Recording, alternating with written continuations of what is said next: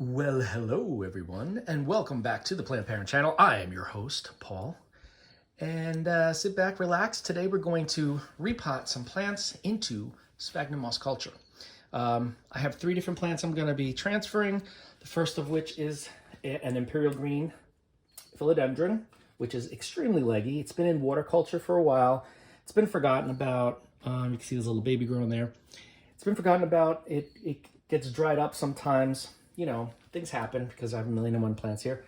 Yeah, so we have that one. We have a Bromeliad. I'm not sure if this is a Bilbergia, or a Neurogelia. The growth form makes me think it is a Bilbergia, but we will see. You know, I'm going to do some research. It didn't come named or anything. And then I have a really, really cool variegated Gasteria, which I think is really cool. It's got a bunch of pups here, and it's a small little plant. But yeah, this one came to me recently, just bare root. So I'm going to transfer it. What I do to start is I fill up a bin with a water, lacteus, and I take my moss. I use orchid moss by Better Grow, but obviously you can use whatever moss works for you. I'm going to take a lot of this out just to soak it, because it sometimes takes a minute to hydrate, because this has been dried in the bag for quite some time. But I love growing certain plants, not all plants, but I love growing certain plants in sphagnum moss because, especially aroids. Aroids love it. Any type of succulent that I put into moss does really, really well. And even bromeliad. So I figured these 3 are in need of something. I mean, this bromeliad is just in nothing. It's sitting in nothing. You can see those little roots, or maybe you can't. Let me point them out. Little roots were growing out of here. This came to me just like this, like just a piece of plant. So that's going to be interesting. I'm going to keep it in the cup. This is going to stay in the cup, and this Gasteria is going to go into this little container here. So let us hydrate a little bit. All right, I may need to put more in here, so let me do that now. But yeah, I used to grow some of my Hartley philodendrons, excuse me, especially the hybrids like Silver Stripe or Cream Splash, all those. I used to grow them in nothing but sphagnum with some slow release fertilizer. So let's do that today as well. Oh, I just squirted that everywhere. Do you see that? All right, I'm gonna dump out this water because we don't need it. Bye-bye. And since I'm gonna keep this in this cup, and this not really a glass, but it's a plastic, cup, I am going to take out the plant with the roots, which are in the same shape as the cup, as you can see. Look at this baby. Very exciting. I love that. And I am probably going to, I'm gonna cut off some of these, I think, because we have some dead rootage. And we don't need to keep that because it's not doing anything for the plant or for me aesthetically, so bye-bye. There's a few of these dried up aerial roots. We don't, oh no, this one's still kind of hydrated. I'll leave that one. All right, I'm going to start by putting just a little base layer, okay, like that. Not too high because these roots go all the way down to the bottom because I'm not trimming them or anything, right, like that. And I'm just gonna start to fill in any gaps first with some moss, as you can see, because it's like a hollow little shell of roots. Sometimes that happens because it grows around the outer edge of the cup. So this way we're making sure that the inside, the inner parts of the roots are going to be contact with moist sphagnum moss. And then I put it around the outside. See if I can get this to stay while I'm using my 2 hands to fill in the moss.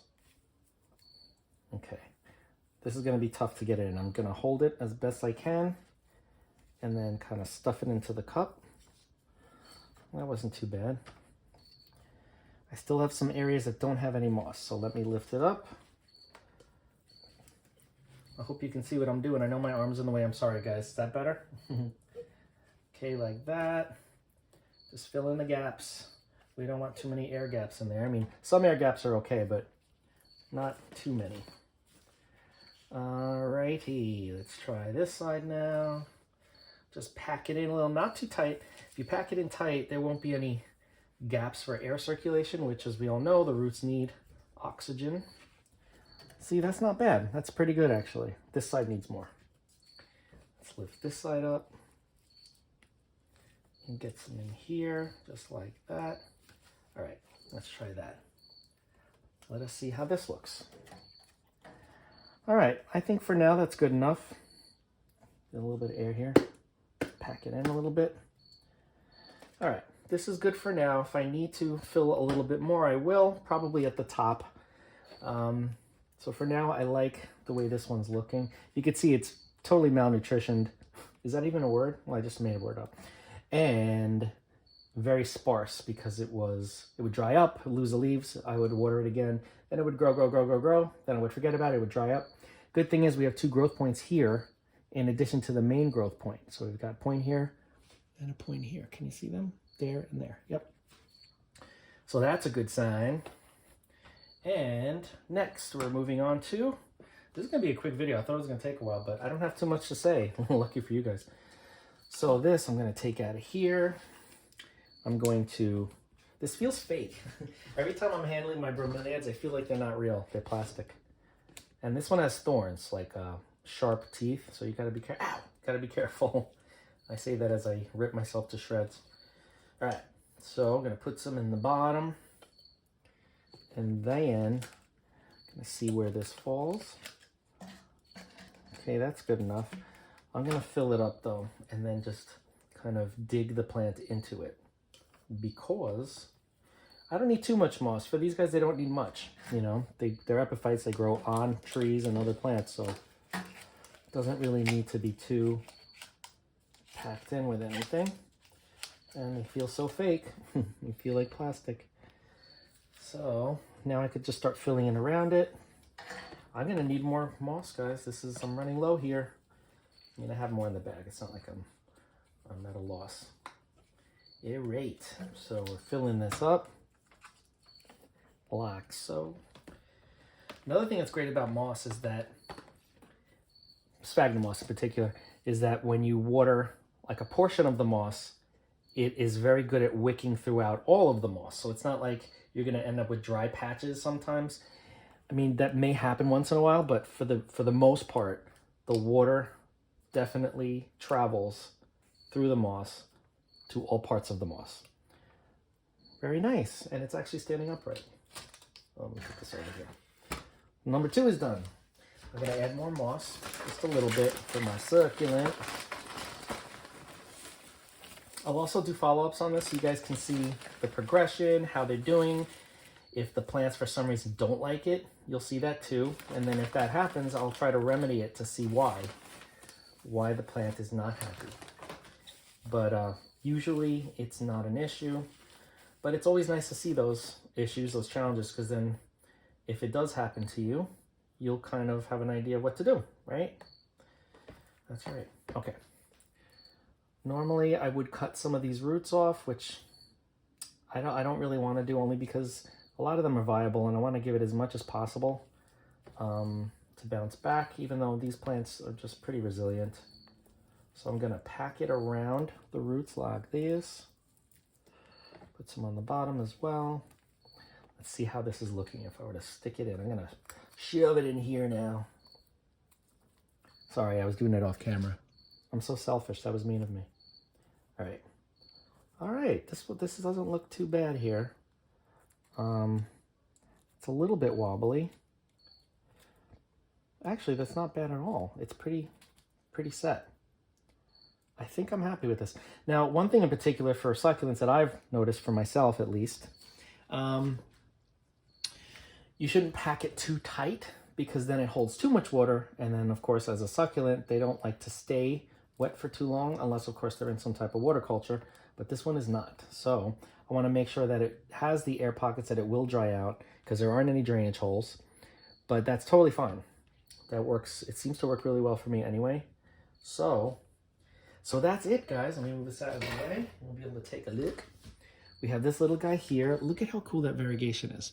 This plant looks like it's been a little bit abused, like maybe it's been outdoors or something, growing out in a warm climate. But I love that variegation because there's a lot of creamy white on these leaves.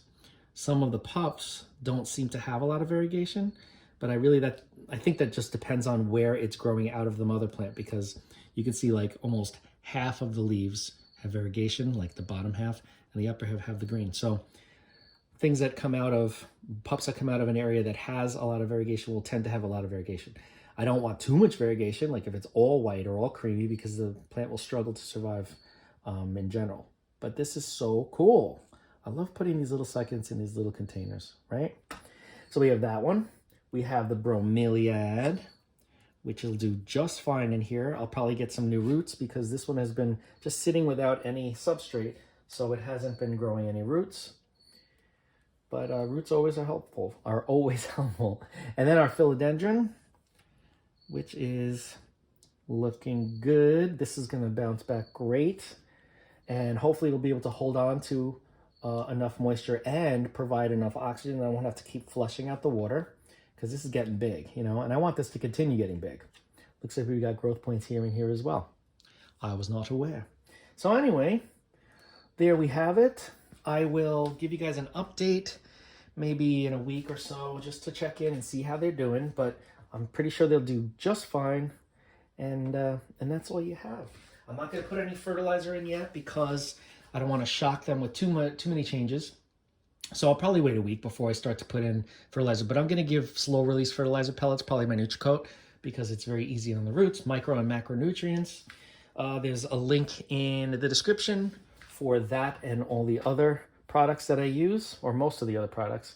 I don't have a link to these containers, but they're really just plastic cups, plastic little containers. So if you have any questions about transferring any of your plants to sphagnum moss, if you have a question about certain plants, if they will do well, if I have experience in those plants, I will let you know. If I don't, if I've never grown that type of plant in sphagnum moss, I'll let you know as well, because nobody knows everything. I don't know everything for sure, but I like to learn along with you guys so I can maybe save you some time and money if you were thinking of doing something, and you'll be able to see if that plant type struggles or if it's an easy transfer, because a lot of them are easy.